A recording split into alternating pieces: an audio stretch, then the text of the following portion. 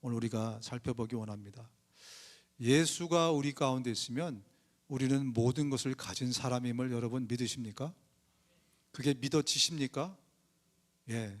만약에 그게 믿어진다면 우리는 제대로 믿음 생활과 신앙 생활을 하고 있는 사람들입니다. 예. 우리에게 예수 이외에 더 필요한 것은 사실 없어요. 왜냐하면 예수 안에 모든 것이 다 들어있기 때문에 그렇습니다. 예. 그래서 늘 우리가 예수에 대해서 설교를 하고 예수에 대해서 배우고 예수를 찬양하고 예수를 생각하고, 예. 늘 예수 예수 예수 우리가 부르짖는 이유가 바로 거기에 있습니다. 예. 요즘 제가 지금 여자들이 별로 안 좋아하는 얘기를 할 수도 있는데 예, 축구 얘기입니다. 축구 얘기. 예, 우리 여성분들 뭐 군대 얘기, 축구 얘기 되게 싫어하신다면서요. 예, 근데 요즘은 손흥민 때문에 그래도 여성분들도 축구를 많이 이제 좋아하시는 것 같아요. 요즘 축구 얘기를 좀 하자면, 요즘 축구는 특히 유럽에서는 세트피스 축구다 이렇게 얘기를 한다고 합니다. 그게 무슨 말이냐면, 세트피스 상황에서 골이 제일 많이 나오기 때문에 이 세트피스를 작전을 잘 짜면 이겨요. 그래서 굉장히 세트피스를 어떻게 할 것인지에 굉장히 집중하는 그런 축구를 요즘 한다고 그럽니다. 이 세트피스가 뭐냐면 뭐 프리킥, 코너킥, 페널티킥 그런 거 있죠. 그렇게 멈춰 서 있는 상황에서 뭔가 이렇게 차는 그 상황을 세트피스라고 하는데요.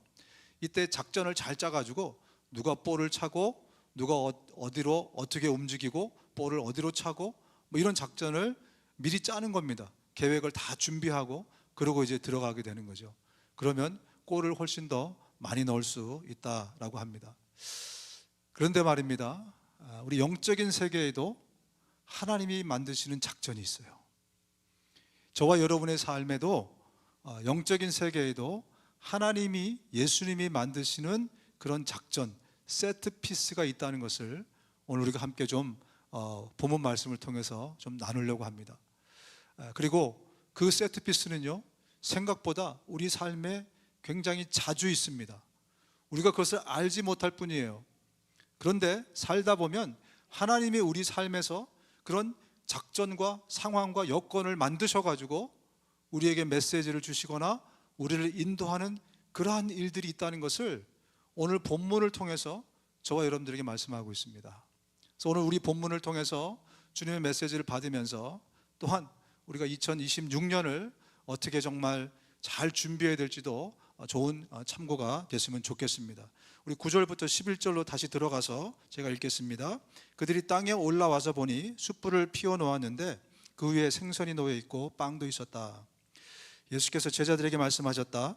너희가 지금 잡은 생선을 조금 가져오너라. 시몬 베드로가 배에 올라가서 그물을 땅으로 끌어내렸다. 그물 안에는 큰 고기가 153마리나 들어있었다. 고기가 그렇게 많았으나 그물이 찢어지지 않았다. 예, 상황을 모르시는 분들을 위해서 잠깐 설명하면, 지금 예수님이 부활하셨습니다. 그리고 제자들에게 갈릴리 바다에서 만나자라고 했는데 제자들이 거기 가지 않았었죠, 그죠? 근데 예수님이 두 번 나타나시면서 예수님이 부활하셨구나를 그들이 이제 알게 됐어요. 깨닫게 됐습니다. 그리고 나서 지금 디베랴 바다로, 갈릴리 바다로 그들이 갔어요. 그런데 문제는 예수님이 나타나지 않는 거예요. 거기서 보자고 그래서 갔는데 예수님이 나타나지 않는 겁니다. 그랬더니 7명의 제자가 모의를 합니다. 베드로가 얘기해요. 난 더 이상 못 참겠어, 못 기다리겠어, 나는 고기나 잡으러 갈래. 그러면서 지금 갈릴리 바다에 갔는데 나머지 6명이 지금 따라간 거예요. 그래서 밤새도록 그물질을 했는데 기적이 일어난 거죠. 무슨 기적인가? 물 반 고기 반. 2000년 전에 갈릴리 바다는 물 반 고기 반인 진짜 아무렇게나 집어넣어도 나을 만큼 어획량이 굉장히 풍부했어요. 근데 이 숙달된 베드로와 제자들이 아무리 그물을 던져도 밤새 허탕을 친 것입니다. 근데 보니까 저 밑에서 불이 하나, 모닥불이 있는 거예요. 그러면서 누군가가 거기에 앉아 있는데 요한이 보니까 예수님이란 말이죠. 그래서 예수님이구나 이렇게 외칩니다. 근데 그분이 이 제자들에게 자, 배 오른쪽에다 그물을 던져라 이렇게 얘기를 하는 거예요. 그래서 그물을 던져서 보니까 물고기가 밤새 잡히지 않았던 게 예수님이 말씀하시니까 153마리가 지금 이 그물에 걸린 것입니다. 그래서 베드로가요 뛰쳐나와서 예수님께 달려옵니다. 그리고 나머지 제자들도 지금 예수님 앞으로 지금 다가왔습니다. 여러분, 오늘 우리 본문을 이렇게 쭉 읽으면 아마 대부분의 사람들이 153이라는 숫자에 굉장히 관심이 갈 겁니다. 그리고 굉장히 이 숫자는 특히 대한민국 사람들에게 친숙하죠. 왜냐하면 우리 모두가 다 모나미 볼펜을 써봤기 때문에 그렇습니다. 모나미 볼펜 기억나십니까? 하얀 육각형의 모양이 있는 모나미 볼펜. 지금도 우리 대한민국에서는 국민 볼펜으로 명불허전 가장 많이 팔리는 그런 볼펜입니다. 거기에 153이라고 써 있어서 153 볼펜이라고 불리기도 합니다. 왜 153을 거기에 썼는가? 오늘 본문에 153마리라는 것은 어떤 의미인가? 여러분, 물고기를 잡으면 그 수를 일일이 다 세보는 사람 여러분 보셨어요? 그 미끌미끌한 물고기를 일일이 다 세가지고 하는 사람은 그렇게 많지 않을 겁니다. 그리고 다른 곳에서도 이런 그물질을 했을 때 물고기를 셌다는 그러한 어떤 기록이 없어요. 근데 오늘 본문에서만 유독히 153마리더라 라고 아주 명확하게 기록을 하고 있습니다. 그렇다면 여기에 무슨 시그니피컨한 그런 의미가 있을 텐데 그것은 무엇인가? 모나미 볼펜을 만든 그분은 이 구절을 읽다가 감동을 받아서 모나미 볼펜을 처음 출시하기 전에 하나님께 이렇게 기도했다 그래요. 하나님, 만약에 하나님께서 이 신제품을 온 국민들이 쓰는 볼펜으로 만들어 주시면 제가 뭐 11조도 하고 뭐 좀 상당량의 것을 하나님께 드리겠습니다. 이렇게 작정하고 153이라는 것을 써가지고 그리고 모나미 볼펜을 출시했는데 아주 대박이 났다. 그렇게 알려지고 있습니다. 그렇죠. 어떤 분들에게는 정말 물질적으로 하나님이 쓰시기 위해서 이렇게 쓰시는 분도 있고, 어떤 분은 또 아무리 뭐를 걸고 기도해도 또 안 되는 분들이 있습니다.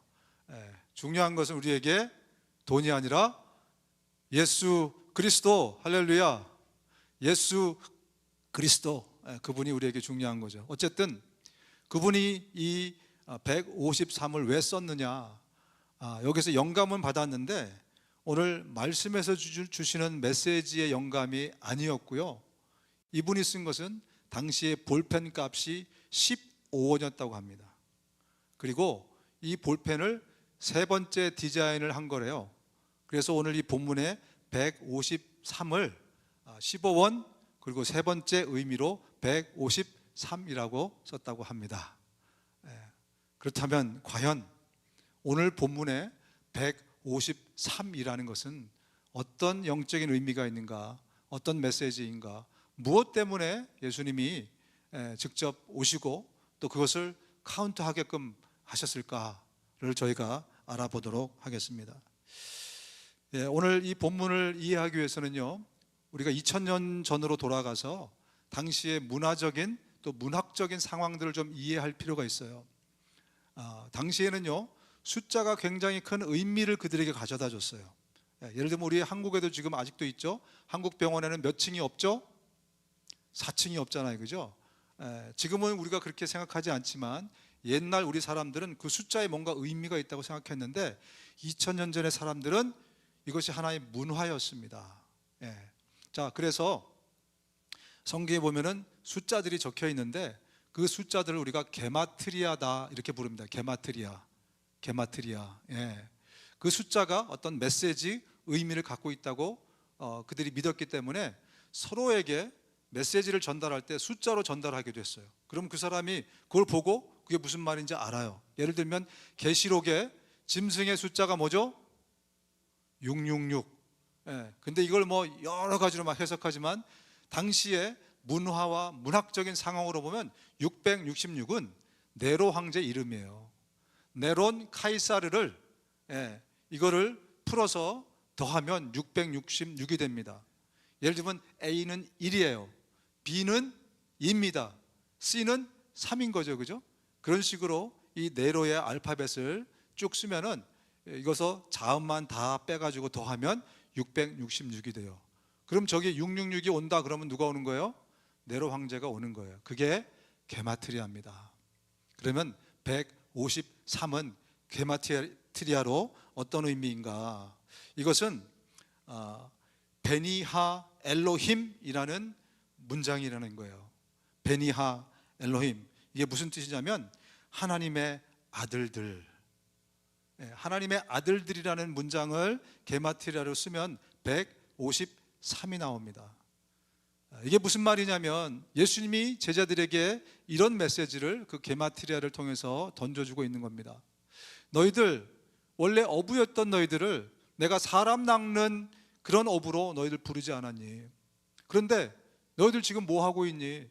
나를 기다리지 못하고 다시 옛날의 너희들의 모습으로 돌아가서 이제 너희들의 진짜 정체성, 나의 제자로서의 정체성을 잃어버리고 지금 다시 너희들이 물고기 잡고 있지 않니? 너희들이 잡아 올리는 그 물고기 153마리는 물고기가 아니야. 하나님의 아들들이야. 너희가 앞으로 복음을 전해서 구원할 하나님의 아들들, 바로 그것을 너희들이 지금 찾고 있는 거야. 너희들은 더 이상 어부가 아니고 너희들은 나의 제자들이니라. 너희들이 다시 너희들의 정체성을 다시 붙들었으면 좋겠어. 다시 내가 너희들을 3년 동안 훈련시킨 그 모습으로 너희들이 다시 돌아왔으면 좋겠어 라는 메시지를 이 153마리라는 게마트리아를 통해서 그들에게 전달하고 있는 것입니다. 예, 그렇습니다. 그들은 지금 예수님이 나타나지 않고 예수님이 십자가에 못 박히고 부활도 분명하지 않았고 뭐 여러 가지 많은 것들 때문에 그들 가운데 가장 큰 것을 잃어버리고 살아가고 있었어요. 그것은 그들은 사람 낚는 어부라는 예수님이 새롭게 세워주신 정체성을 다 잃어버리고 다시 원래의 모습 어부로 돌아갔던 그런 실수를 그들이 지금 저지르고 있었기에 예수님이 직접 그들을 찾아나셨었고, 그리고 예수님이 세트피스를 사용하셔서 그들에게 메시지를 전한 겁니다. 그들이 밤새 그물을 던져도 한 마리도 잡지 못했어요. 그래서 예수님이, 이 세상을 지으신 하나님이, 이 바람과 풍랑을 잠잠케 하시는, 자연을 다스리시는 예수님이 물고기들에게 그렇게 말씀하셨겠죠. 너희들 베드로가 그물을 던질 때마다 다 저쪽으로 가 있어. 그리고 내가 지시할 때 내가 오른쪽에 배를 던져 라는 사인을 너에게 던질 때 그때 너희들 그쪽으로 가라 라고 주님이 세트피스를 만드신 것입니다. 그리고 그것을 통해서 제자들에게 메시지를 전하고 있는 거죠.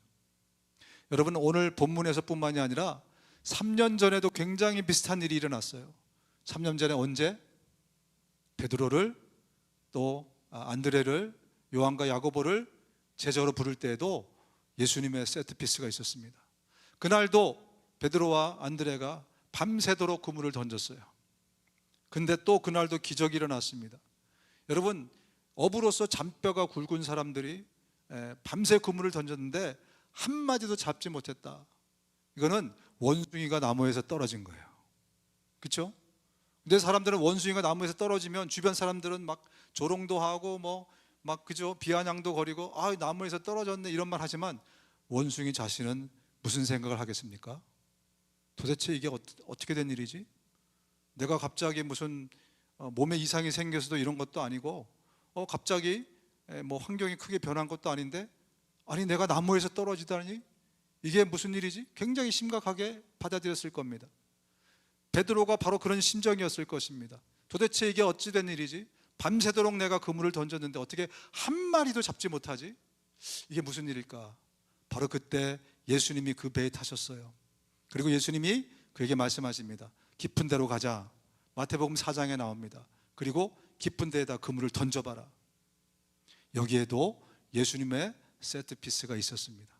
그렇게 밤새도록 잡았는데 한 마리도 잡지 않더니 거기에 예수님의 말씀대로 딱 그물을 던졌더니 그물이 찢어질 만큼 그들이 고기를 잡았다는 것입니다. 그때 예수님이 베드로에게 말씀합니다. 네가 이제 고기 잡는 어부가 아니고 나를 따라와서 사람 잡는 그런 어부 할래? 그때 베드로가 예수님 앞에 무릎을 꿇을 수밖에 없었죠. 주님이 하나님이십니다. 이 죄인을 떠나소서. 네, 3년 전에도 이 일이 있었습니다. 그런데 그들은 그때 예수님이 정체성을 주시고 만들어주신 그 예수님의 제자로서의 정체성을 다 잃어버리고 다시 옛날의 모습으로 돌아가 있었던 것입니다. 여러분, 우리 그리스도인들은 모두 예수님의 제자임을 잊어서는 안 됩니다. 우리 모두는요, 예수님의 제자입니다. 우리 사도행전 11장 26절에 보니까 제자들은 안디옥에서 처음으로 그리스도인이라고 불리었다. 자, 이것을 뒤집어 보십시오. 누구를 지금 그리스도인이라고 불렀다고요? 제자들. 그렇다면 뒤집어 보면 그리스도인들이 누구라고요? 제자들이라는 거예요. 네. 여러분, 그래서 주님이 우리에게 요구하시는 것은 그냥 종교인들이 아닙니다. 그냥 믿음 생활하는 신앙인들이 아니에요. 주일 예배 드리고 또 뭐 헌금하고 또 뭐 교회에서 하라는 거 하고 또 이러다가 살면 천국 가고 뭐 이게 아니라 예수님은 예수님의 길을 쫓아오는 우리 모든 그리스도인들이 참 그리스도인, 참 제자가 되기를 원하시는 거예요. 그래서 저와 여러분들은요, 더 중요한 게 종교적인 행사, 예배나 모임이나 성경 공부나 이런 데 참석하는 것보다 더 중요한 게 내 삶이 내가 예수님의 제자로 살아가느냐, 내가 나를 위해 살지 않고 예수님이 갔던 그 길을 내가 걷고 있느냐, 이게 더 중요하다는 거죠. 그런데 오늘날 많은 사람들이요, 이것에는 관심이 없어요. 예수님의 제자로 사는 것은 관심이 없고 어떻게 하면 하나님 주시는 복과 은혜를 마음껏 누릴까, 여전히 나 중심적인 나를 위한 생활, 그게 어떻게 믿음 생활이 될 수 있으며 신앙 생활이 될 수 있겠습니까? 그건 그냥 내 생활이죠. 내 생활에 하나님이, 예수님이 은혜와 복을 얹어주시는, 여전히 내 생활을 하는 겁니다. 예, 다만 이게 교회 안으로 바뀌었을 뿐이고 기독교라는 것 안으로 들어왔을 뿐이지 여전히 나를 위한 생활. 여러분, 거기에는요 주님의 칭찬이 있을 수가 없습니다. 예, 거기에는 진정한 구원이 있을 수 없어요. 진짜 구원은 제자들에게 주신 것입니다. 그래서 저와 여러분들이 어찌하든지 간에 우리의 삶이 예수님의 제자로서의 정체성을 회복하고 그 삶을 살아가야 되는 거예요. 넘어지더라도 다시 일어나서, 연약하더라도 다시 일어나서 예수님의 제자로 하루하루 살아가는 그런 2026년이 되실 수 있기를 주님의 이름으로 축원드립니다. 여러분은 비즈니스맨이고 뭐 직장인이고 나는 또 살림하는 사람이고 나는 학생이고 다 다를지 모르겠어요. 그러나 그것은 내 정체성이 아니에요. 내 정체성은 그리스도인입니다. 다시 말하면 내 정체성은 제자입니다. 예수의 제자, 사람 낚는 어부, 예수님의 삶을 쫓아가는 그 삶, 그게 저와 여러분이라는 것을 우리가 다시 한번 마지막 주일에 주님 우리에게 주신 이 메시지를 다시 한번 잘 붙들었으면 좋겠습니다. 자, 두 번째 말씀으로 넘어가는데요, 오늘 본문 전체를 읽어보면 우리가 알 수 있듯이 7명의 제자가 있지만 그 중에서도 베드로가 그 중심에, 베드로가 포커스가 되어 있는 것을 이제 우리가 보게 됩니다. 베드로가 예수님을 배신했었지 않습니까? 그 예수님을 배신했었을 때에 그 밤을 누가복음은 조금 더 디테일하게 설명을 하고 있습니다. 베드로는 이렇게 말하였다. 여보시오, 나는 당신이 무슨 소리를 하는지 모르겠어. 베드로가 아직 말을 채 끝내기도 전에 곧 닭이 울었다. 주님께서 돌아서서 베드로를 똑바로 보셨다. 베드로는 주님께서 자기에게 오늘 닭이 울기 전에 네가 3번 나를 모른다고 할 것이다 하신 그 말씀이 생각이 났다. 그리하여 그는 바깥으로 나가서 비통하게 울었다. 예, 수지자였던 베드로가 예수님을 3번 부인할 때의 상황을 누가복음에서는 좀 디테일하게 기록을 하고 있습니다. 예수님이 말씀하신 대로 3번째 부인을 하자마자 닭이 울었어요. 그리고 그것을 깨달은, 예수님이 말씀하신 대로 내가 예수님을 배반했구나, 그를 깨달아서 앞을 보니까 예수님이 갑자기 뒤를 돌으셨어요. 그리고 예수님과 눈이 마주쳤답니다. 자기가 배신하자마자 닭이 울고 예수님의 눈을 똑바로 보게 된 거예요. 그 마음이 얼마나 정말 진짜 비통했겠습니까? 그 죄책감, 그 죄송함, 그 송구스러움. 나는 예수를 쫓아서 죽기까지 하겠다고 그렇게 예수님 앞에 결단도 하고 말씀도 드렸던, 그리고 그동안 정말 자기 집도 절도 다 버리고 자식까지 다 버리고 예수님을 쫓았었던 가장 충성스러운 나였는데, 오늘 내 목숨 하나 살자고 예수님을 내가 배반했어. 그래서 나가서 비통하게 울었다는 겁니다. 여러분, 당시에는 랜턴도 없었고 형광등도 없었습니다. 그리고 예수님과 베드로의 사이는 이렇게 가까운 사이가 아니었고 저 멀리 있는 사이였어요. 빛이 없는데 어떻게 예수님의 눈과 마주칠 수 있었을까? 그 이유는 바로 안트라키아, 이게 뭐냐면 숯불 때문입니다. 그들이 추워서 모닥불을 가운데다 펴놓은 거예요. 그러니까 그 모닥불이 활활 타고 있었기 때문에 그 모닥불을 통해서 예수님의 그 얼굴을 보게 된 거죠. 그런데 말입니다, 오늘 본문에 예수님이 제자들을 찾아오셔서 예수님이 피어났던 게 바로 안트라키아입니다. 여러분, 예수님이 제자들이 밤새 고생했을 걸 알았기 때문에 도시락을 싸갖고 올 수도 있었어요. 오면 바로 먹게. 그죠? 우리가 이성적으로 따지면 오히려 그것이 훨씬 더 합리적인 예수님의 선택입니다. 그런데 예수님이 모닥불을 피워놓으셨습니다. 제일 먼저 무트로 달려온 베드로는 그것을 봤어요. 그 뒤에 계신 예수님을 봤습니다. 다른 제자들은 뒤에 쫓아와서 생각하기를, 우리가 물에 젖고 밤새 고생했으니까 추울까 봐 안트라키아를 만들어 놓으셨구나 라고 생각했을 겁니다.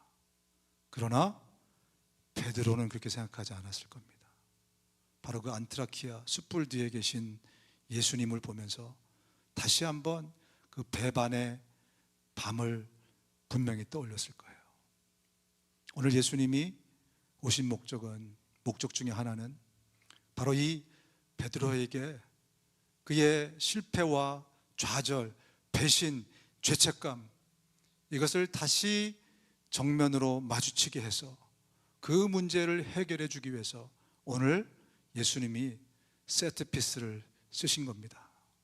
물고기들에게 내가 오른쪽으로 던져 하면 너들 그때 가라. 그리고 정확히 153마리에게만 그들에게 명령을 하신 것이죠. 여러분, 우리가 회개를 할 때 베드로의 회개와 가룟 유다의 회개가 다르다고 말씀드린 바가 있습니다. 뉘우치고 마음으로 회개하고, 그러나 삶으로 돌이키지 않으면 그러면 그것은 진정한 회개가 아닌데, 가룟 유다는 자살을 했기 때문에 진짜 회개할 그 기회를 잃어버린 거예요. 오늘 예수님은 이 세트피스를 통해서 베드로에게 그 기회를 주십니다. 이제 다음에 나오겠지만 베드로가 3번 예수님을 부인하지 않았습니까? 예수님이 똑같이 3번을 다시 한번 베드로에게 확인합니다. 그래, 너 나 사랑하지?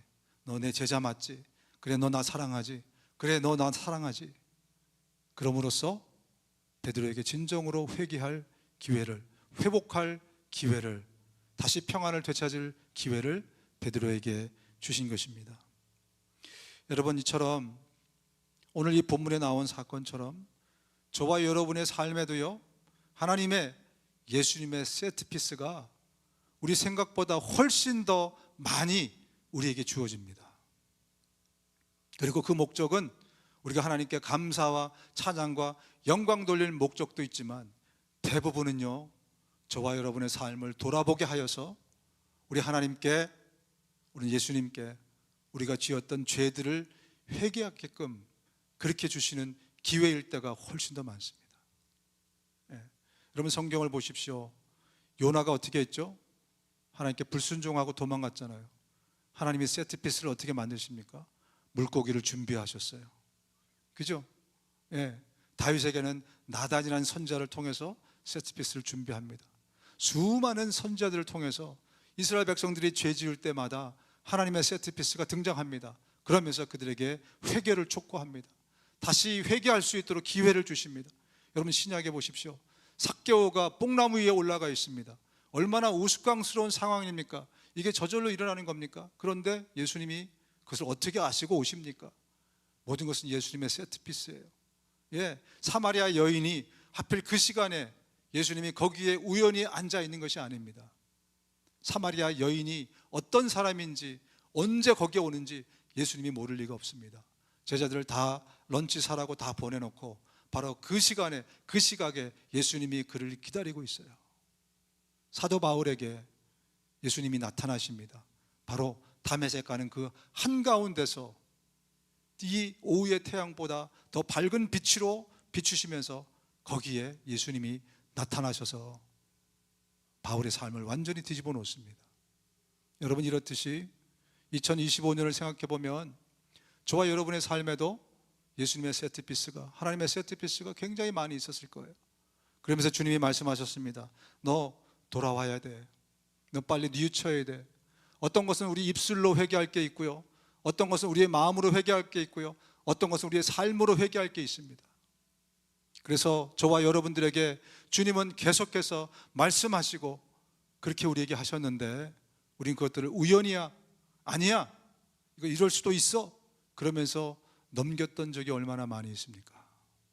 주님이 살아계시다면 내 삶에서도 살아계신다는 것을 여러분 아십니까? 주님은 뒷짐지고 저 하늘에 계신 분이 아니고 예수님이, 성령님이 내 마음에 계시다면 내 삶의 현장에는 늘 하나님이 함께 계신 거예요.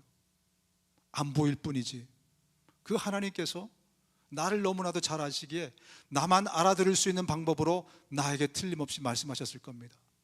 다른 제자들은 모닥불이구나. 그러나 베드로에게만은 그것이 아니었어요. 회개의 사인이었던 거죠. 안트라키아구나. 그리고 그때 봤던 예수님의 눈빛을 다시 그 안타까움으로, 사랑으로 쳐다봤던 그 눈빛을 베드로는 봤던 겁니다. 여러분 2026년에도 하나님께서 우리에게 이러한 일들을 하실 겁니다. 우리 고린도후서 7장 10절에서 11절을 같이 한번 읽어보겠습니다. 시작. 하나님의 뜻에 맞게 마음 아파하는 것은 회개를 하여 구원에 이르게 함으로 후회할 것이 없습니다. 그러나 세상 일로 마음 아파하는 것은 죽음에 이르게 합니다. 보십시오.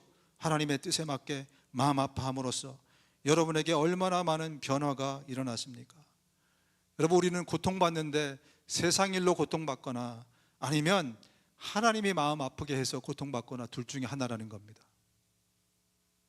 이 얘기는요, 하나님에 대한 여러분 잘못된 개념과 오해가 있으시면은 일단은 먼저 그것을 잘 풀어야 됩니다.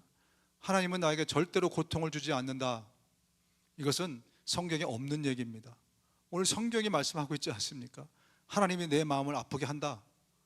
하나님은 은혜의 하나님, 사랑의 하나님이시지만 나에게 내가 잘못하고 하나님의 뜻에 어긋나고 내가 게으르고 내가 육신적으로 살아가려고 할 때 사랑하는 나의 아버지는 나에게 고통을 주십니다. 여러분 이게 복음입니다. 복음은 사랑과 은혜만 있는 것이 아니고 내가 잘못하고 죄 지을 때 주님이 나를 징계하고 나에게 벌을 주고 내 마음을 아프게 하고 나를 슬프게 하고 나를 어렵게 해서 다시 돌이켜서 하나님께로, 예수님께로 돌아오게 하는 것이 복음이에요. 그게 하나님의 의도고 하나님의 뜻이고 그게 하나님이십니다.